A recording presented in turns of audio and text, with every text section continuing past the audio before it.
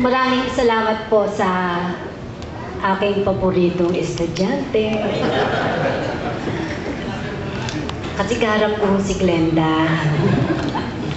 Salamat din po sa pagkakataong ito na ipinagkaloob ninyo sa akin sa umagang ito bilang kabahagi po ng inyong iglesia.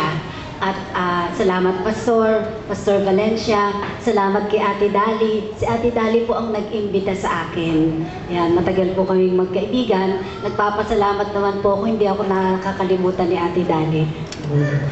Higit po sa lahat, magandang umaga po sa inyong lingkod. Ang mga kalalakihan ko ay nakikiisa sa paniniwala na hindi matatawaran ang papel na ginagampanan ng mga kababaihan sa ating mga buhay. Subalit sa kabila po ng ganitong paniniwala, nananatiling nasa gitna ng kontrobersiya ang tagumpay na tinatamasa ng mga kababaihan sa mata ng iba. Maraming pagtatalo ang nagaganap. Marami ang nagpipilit sukatin o ihambing ang papel ng mga kababaihan laban sa mga kalalakihan. Sabi nga po ng iba, mas magaling ang mga babae. At sambit naman ng ilan, ay mas makapangyarihan ang mga lalaki. Subalit sa kabila po ng mga pagtatalo o diskusyon tungkol sa usaping ito, wala pa ring konkretong sagot ang mailalahad sa kung sino talaga ang nakakaangat sa katangian at sa kakayahan. Patuloy pa ring nagtatalo at magtatalo ang tao. Patuloy silang hahanap ng sagot na magpupuno sa kanilang mga paniniwalang ipinaglalaban. Sa umaga pong ito, hindi ko po layunin na makipagtalo o pagkumparahin ang mga papel ng bawat isa. Hindi ko rin intensyon na punan ang kasagutan sa mga paniniwalang inyong ipinaglalaban. Pero dahil po ako ay isang babae, humihingi na po ako ng paumanhin sa mga magigiting na kalalakihan sa kongregasyon dahil mapapansin ninyo na ako po ay magiging bias. Pabor sa angking kakayahan ng mga kababaihan. Batay na rin sa mga sarili ko pong karanasan na humubog sa aking pagkababae at masasabi ko po sa buong katauhan ko. Sinadya kong layunin na itaas sa pinakamatayog na antas ang magiging pagkilala ninyo sa mga kababaihan ng inyong buhay sa aking pagsasalita. Please do not get me wrong. Mahalaga rin sa akin na kilalanin ang papel ng mga kalalakihan sa paniwalang sa mata po ng Diyos, pantay ang karapatan at kakayahan ng bawat isa. Tayong lahat ay nilalang sa kanyang wangis ng pag-ibig at tayong lahat ay tagapagmana ng biyaya ng Diyos at ng kanyang kaligtasan. Subalit, nang dahil sa ngayon ay araw naming mga kababaihan, ipaubaya po ninyo sa akin ang pagkakataon. All I can say is, women ruled, women rock. Mabuhay po ang kababaihan.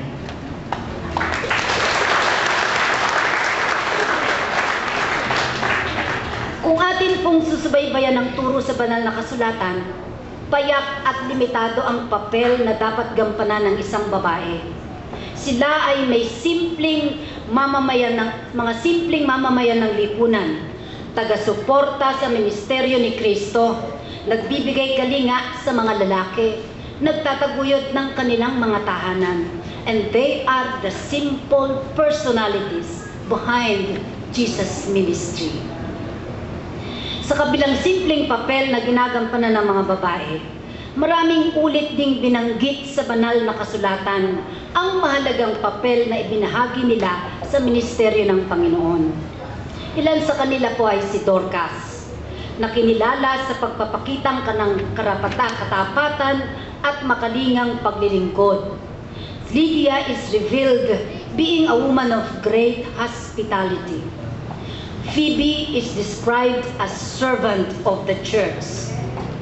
Ilan sa mga malalapit na kaibigan at masugid na tagasunod ni Jesus ay ang mga kababaihan. Sila ang mga huling lumisan sa paanan ng krus ni Kristo at sila rin ang mga naunang nakatuklas ng kanyang pagkabuhay na maguli. Ang mga kababaihang ito ang mga nagtaguyod kay Jesus maging sa kaniyang mga alagad. If others are inclined to think that the role of women was primarily in the kitchen or preferably in the house, we need to be reminded that Jesus commended Mary for sitting at his feet while Martha was obsessed with fixing the meal. Therefore, its diverse and unique role women play is important and recognized by Jesus, and I should be important and recognized by us too. They are ordinary women with extraordinary lives. Women have changed history. Sa pagdaan po ng panahon, nabago ang takbo ng kasaysayan para sa mga kababaihan ng sa kasalukuyang panahon. Maraming kababaihan ang nagtagumpay at tiningala dahil sa kanilang talino at kakayahan. Sinabayan na ng mga kababaihan ang kakayahan ng mga kalalakihan. Pinantayan o kung hindi man ay nahigitan na rin ng mga kababaihan ang tungkuling ginagampanan ng mga kalalakihan sa iba't ibang larangan. Alam po ba ninyo na si Madonna, kilala po natin si Madonna yung kilalang American music legend ay isa na pong metodista. Recently, may article na lumabas na nagsabing iniwan na ni Madonna ang kabala, ang tinaguriang celebrity religion o religion na kinabibilangan po ng maraming Hollywood celebrities at mga elitista. Ang sabi po ng article ay ganito: music legend Madonna has turned her back on the controversial Kabbalah sect to embrace the one true worldwide faith of Methodism. Ayon po sa kanyang pahayag, natagpuan niya ang kanyang sarili sa isang hotel room na tumulo na lang ang luha habang binabasa ang Methodist Recorder, isang newsletter ng United Methodist Church. Madonna might have found her own Aldersgate experience at that point. Kung ano man po ito, Diyos lang ang nakababatid ng laman ng kanyang puso. I believe that behind her fame and fortune, there is a spiritual vacuum in her life, ready to be filled in God's words that will turn her life spiritually. Ayon sa kanya, as famous as she is, she hit the rock bottom of her life. Sa panahon ng kanyang paghanap, natagpuan niya ang ating iglesia. As is written, she then accepted an invitation to a bring and share supper at the nearby church hall. According to Madonna, and I quote, "Those people had something special that I knew I did not have, a sort of gentle serenity. By the time we tucked into the lasagna, I knew I had found my spiritual home." Dugtong po niya, "Give me a decent Wesley hymn." At siguradong bibigyan niya ito ng sarili niyang areglo or interpretasyon. I guess, something to look forward to in the music industry. Women are looked upon highly because of the special role they play day by day. It could be in the world of arts or music and entertainment, in running the affairs of the households, making critical decisions in the business and corporate sector, providing leadership in the political arena, engaging in military exercises, contributing to the security and intelligence program of government, volunteering valuable time in service to the church and community, and so on and so forth. Women in these modern times have gone a long way and have come out of their comfort zones to display empowerment, wisdom, collaboration with skills and abilities. Again, men or other people would agree or disagree, but no one can underestimate the elevated status given to women in their contribution to the fast and ever-growing changes and endeavors in modern times.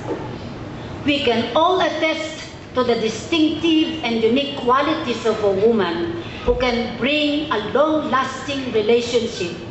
A woman who is faithful, a woman who is intelligent and able to engage in honest confrontation, a woman who offers innovative ideas for enhancement of existing ones, a woman who is strong and willing to succeed, a woman who portrayed greatness and generosity in the service of the Lord and humankind in every possible way. Undeniably, there is a woman out there with a beautiful mind, soul, and heart. The heart is what drives our passion to service. The heart is the very seal of our soul, our emotions, and our enthusiasm. The heart is the very essence of our being, which drives our thoughts and our motives. No wonder God tells us to guard our hearts. That is in Proverbs chapter 4, verse 23. Base po sa teksto ng aking sermon, sa sulat ni San Pablo sa mga taga-Kolosas, Kapitulo 3, versikulo 23, ay ganito po ang sinabi: "Anuman ang inyong ginagawa ay inyong gawin ng buong puso, na gaya ng Panginoon at hindi sa mga tao." At sa versikulo 24 po, "Yamang inyong nalalaman na sa Panginoon ay tatanggapin ninyo ang ganang mana, sapagkat naglilingkod kayo sa Panginoong Hesukristo."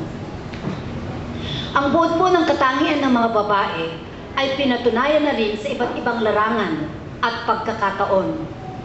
The heart of a woman, without any doubt, has been centered, depicted, and influenced by her faith in Christ's ministry and humility, based on some of the following grounds: a heart for service, a heart for discipline, a heart for success in every endeavor, a heart for family, home, and community, a heart for spiritual growth, a heart for passion in prayer, a heart after God's own heart. God lovingly and uniquely created women, and it is such a blessing to know that God's own heart is being known and manifested through the lives portrayed by them. Above all, it's a shared belief that it is in a woman's heart and conviction that she possessed her own special influence upon the earth, a gift of God she treasures in her heart. Noon pong nakaraang linggo, naging tagapagsalita po ako sa 112 anibersaryo ng Central United Methodist Church doon po sa Manila.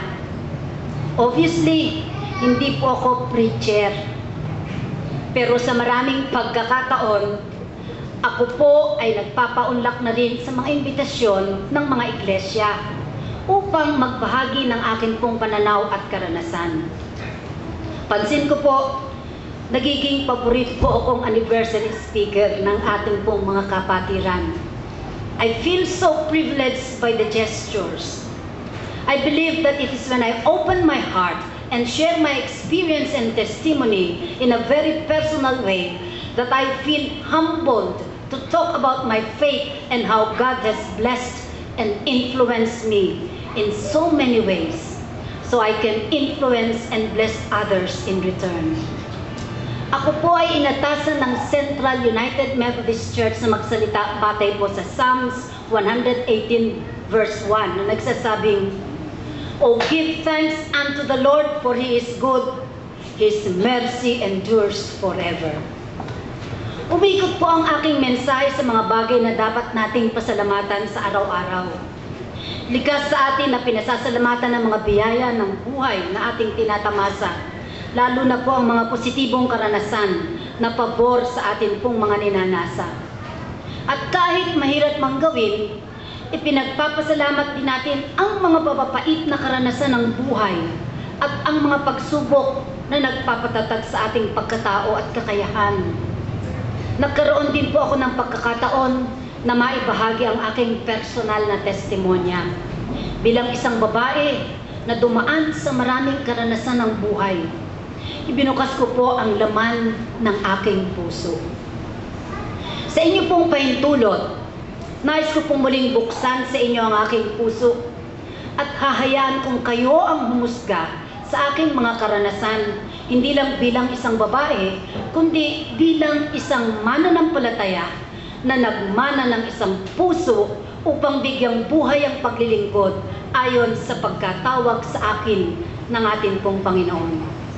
Lagi ko pong nagiging tanong sa aking sarili, kung ako po ba ay may karapatan? Taglay ko po ang mga gininto ang katangian at puso ng isang babaeng mananampalataya. A heart for service, a heart for discipline, alam po yan ni Glenda, a heart for success in every endeavor, a heart for family, home, and community. Dalaga pa po ako. Nabiyudo po ang tatay ko, hindi na rin po ako nag-asawa para alagaan ko po ang tatay ko. Kaso nauna po siya sa akin.